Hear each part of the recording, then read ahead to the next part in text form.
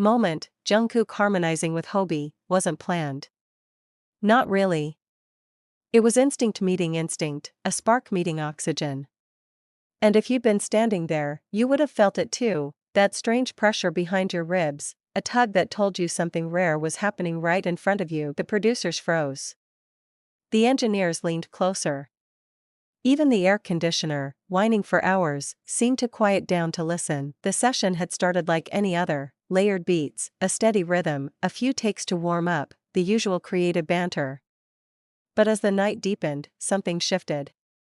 Maybe it was exhaustion turning into clarity, or the fact that they'd been chasing a sound they couldn't quite describe, something hopeful, something urgent, something that felt like rising even when everything around you keeps telling you to stay on the ground. Hobie was the first to step into that feeling.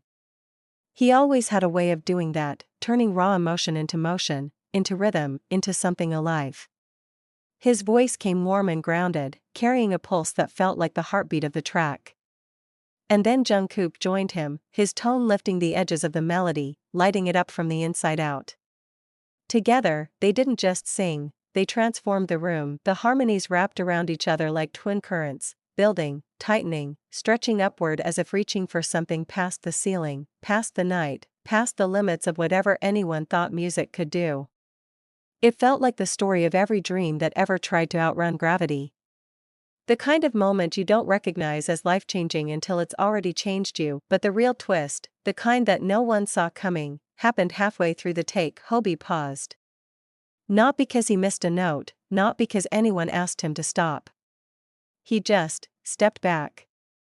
Something in the sound pulled at him, like an echo from a memory he hadn't realized was still alive. And Jungkook, instead of filling the space with more sound, softened. His voice shifted into something lighter, almost fragile, a whisper with wings. The room felt suspended. A single breath stretched into 100. And then, slowly, Hobie stepped forward again.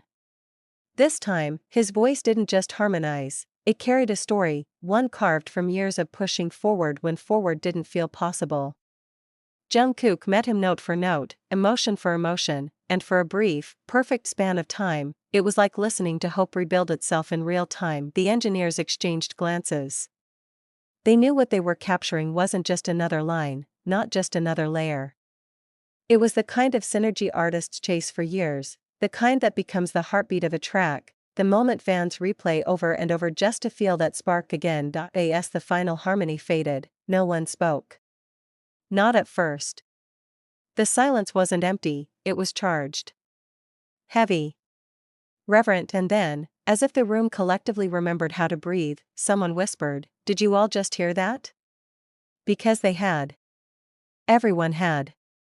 They'd heard a moment that wasn't crafted by strategy or rehearsed into shape.